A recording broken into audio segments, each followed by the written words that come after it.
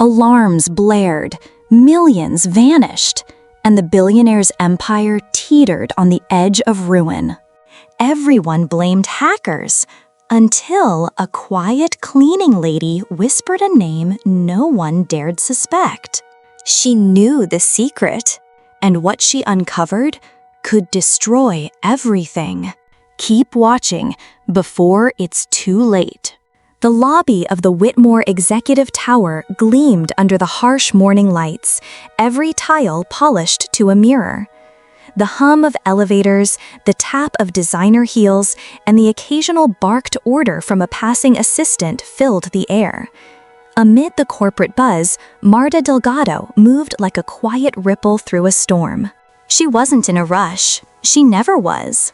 With one hand on her cart and the other adjusting the strap on her worn leather bag, Marta paused at the glass door, just long enough to catch her reflection, neatly tied hair, warm eyes ringed with years of quiet endurance, and a uniform that smelled faintly of lemon cleaner and lavender fabric softener.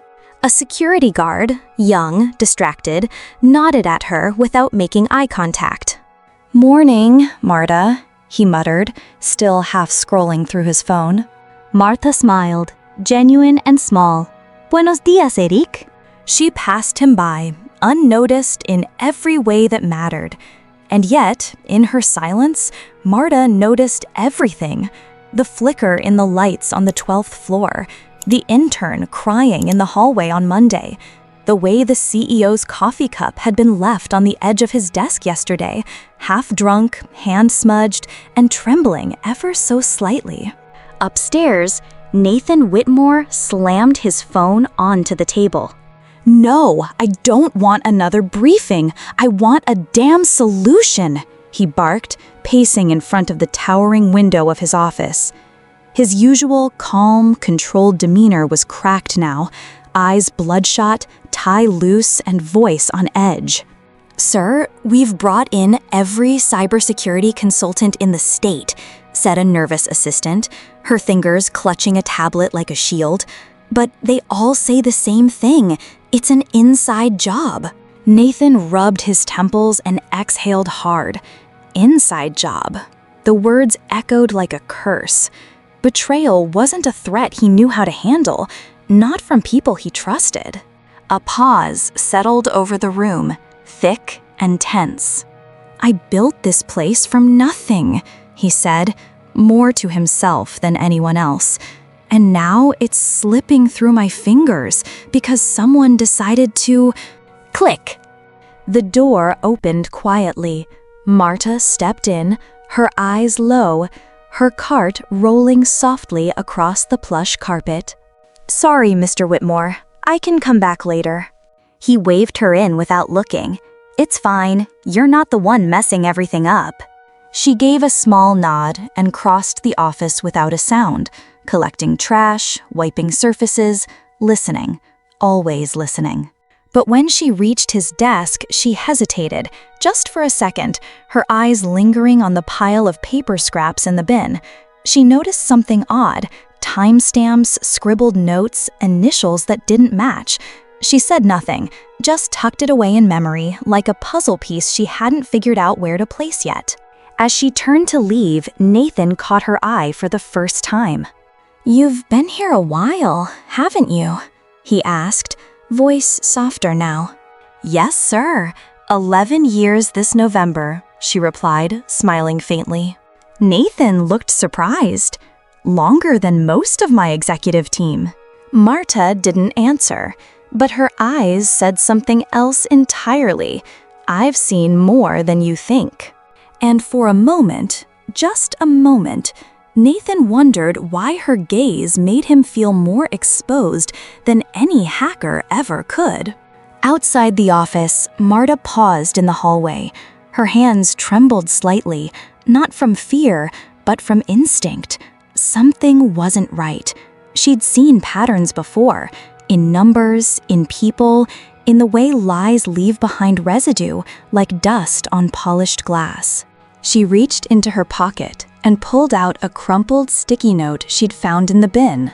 3 letters, a date, and a time that didn't match the others. Her lips pressed together.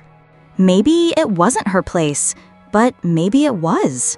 And for the first time in a very long time, Marta felt something stir inside her. Not just suspicion. That evening, the office was a ghost town. Most had gone home, some in defeat, some in denial. The sky outside the tower bled orange and purple, casting long shadows across empty cubicles and glowing monitors. Floor 42, the executive wing, was nearly silent, except for the gentle hum of a vacuum and the quiet creak of a mop bucket. Marta moved slowly now, her every step deliberate. She wasn't just cleaning tonight, she was watching. In Nathan's office, the soft light from his desk lamp spilled over spreadsheets and half-eaten takeout. He was slouched in his chair, sleeves rolled up, eyes heavy with exhaustion. A man crushed beneath the weight of a betrayal he couldn't name. She knocked lightly on the glass wall. He blinked, looked up, wary, surprised. "Marta? It's late." "I know, I wouldn't bother you, but I found something," she said carefully, stepping in. He straightened. "Found something?" Her voice was quiet but certain. "I noticed. The log you threw away, the access times, they don't match what your system shows. And the name on the bottom? I've seen that folder before, on your assistant's desktop, the red one, the one she always closes when you walk in." Nathan stared at her. He didn't speak, didn't breathe. "How do you know that?" he asked, finally. Marta hesitated. Then she said, gently, "Because I don't just clean the mess. I see who makes it." A long silence stretched between them. The air felt heavier now. "You're saying Elise?" he asked, half in disbelief. Marta didn't answer. She just slid the sticky note onto his desk, the one she'd found in the trash. A login code, a timestamp, a name, E. Dallow. Nathan leaned forward slowly. This isn't public data. This is internal. Only someone close could have." He trailed off. The tension cracked into something quieter. Grief. You could see it in his shoulders. He looked at Marta again, but this time differently. Not as the cleaning lady, not as background. As someone who'd been here, quietly holding the whole place up. "Why are you helping me?" he asked, voice low. Marta smiled sadly. "Because I know what it feels like to be betrayed by someone you trusted, and I know what it feels like when no one believes you saw it coming." Nathan nodded slowly. He didn't know her story yet, but he could feel its weight. "I need to check this," he said. "If you're right." "I am," she interrupted, gently but firmly. Then she added, "But be careful. People who steal in silence know how to destroy quietly too." Later that night, Nathan sat alone in the server room, running access logs and hidden folders. And there it was, tucked behind firewalls, masked and harmless file names, the prototype specs, copied and sent outside the company's network, days before the breach was even discovered. He felt sick, not just from the betrayal, but from the realization that every expert he trusted missed it. And the woman who saw the truth? She was the one who swept their footprints away every night. The next morning, the office buzzed with tension. Rumors floated through departments like perfume in an elevator, light, lingering, and impossible to ignore. Whispers of a possible mole, a data breach, a list of suspects, but no one knew the truth. No one except Marta, and now Nathan. He hadn't slept.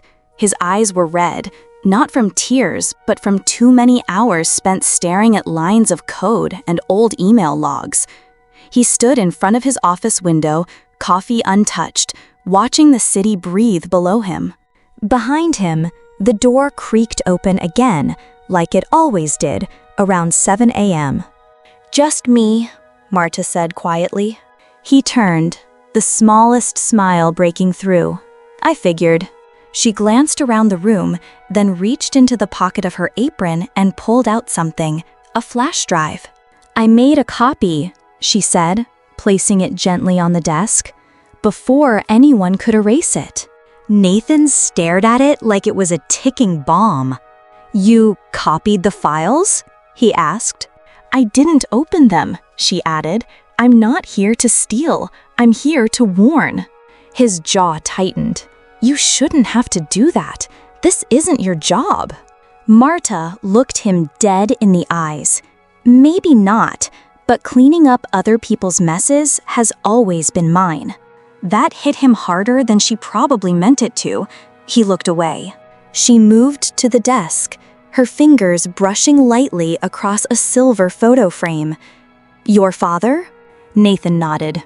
"Yeah, he built houses, said I was too soft to swing a hammer, so I learned to build companies instead." She smiled faintly. "And now you know. It doesn't matter what you build if you let the wrong people guard the door." Silence.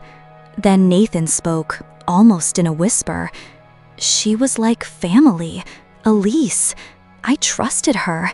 I let her into everything." "I know," Marta said.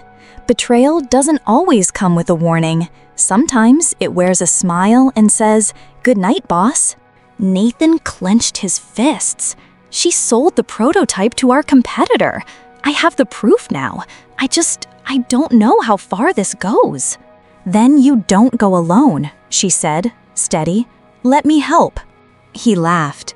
Just a breath. "You're serious?"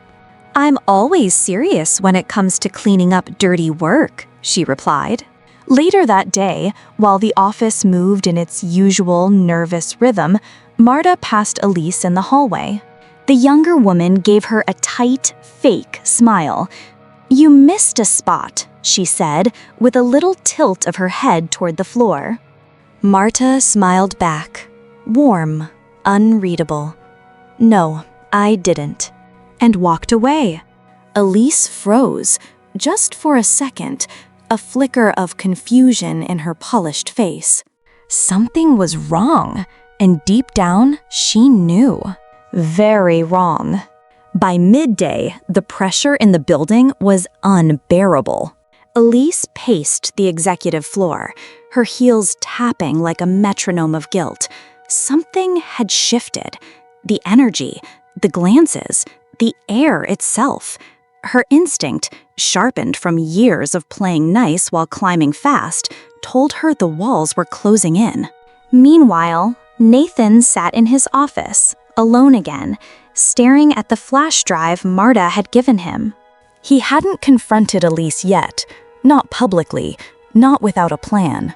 But inside, he was breaking. He replayed every moment, every time she stayed late, every compliment, every suggestion to delegate more, all those late-night meetings, and Marta, quietly vacuuming in the background. She had been there for it all, unseen but watching. He picked up his phone. Security, lock her access, quietly, no alarms. That evening, Marta returned as usual, but this time Nathan was waiting for her. "She knows," he said simply. "She tried to erase everything this afternoon." Marta nodded, but she couldn't, not all of it. She used an external transfer port in the supply room, of all places. Hid the drive behind a fake maintenance log. "I wouldn't have even checked if you hadn't told me to look for the red folder." She thought no one paid attention to the janitor's cart, Marta said, a trace of a smile. He looked at her, the emotion finally surfacing. "You saved my company." Marta shook her head. "I saved a man who forgot what it meant to trust the people who never asked for credit." There was a long pause between them, a heavy, human silence. Then Nathan asked softly, "What did you lose?" Marta blinked. "You said you knew betrayal. What did you lose?" She took a breath. "My sister. She trusted the wrong business partner back home. I tried to stop her. She didn't listen. Lost her savings, her home, her hope. I came here to send money back, to fix it. But by the time I did, her voice caught for just a second. Then it steadied. Sometimes cleaning up messes isn't enough. Sometimes you have to stop them before they start. Nathan stood. He didn't say anything at first. Then, would you sit in on tomorrow's board meeting with me? Marta looked startled. Me? You're the reason we still have a board. She smiled, but her voice stayed modest. I don't need credit. No, he said, but you deserve it. That night, Elise was escorted out. No headlines, no scene, just quiet consequences. And Marta? She walked past her with her head high, not angry, not smug, just calm. She didn't need revenge. She had the truth, and she knew the man at the top finally saw her. A week passed. The chaos had quieted, but the building still felt different, lighter somehow.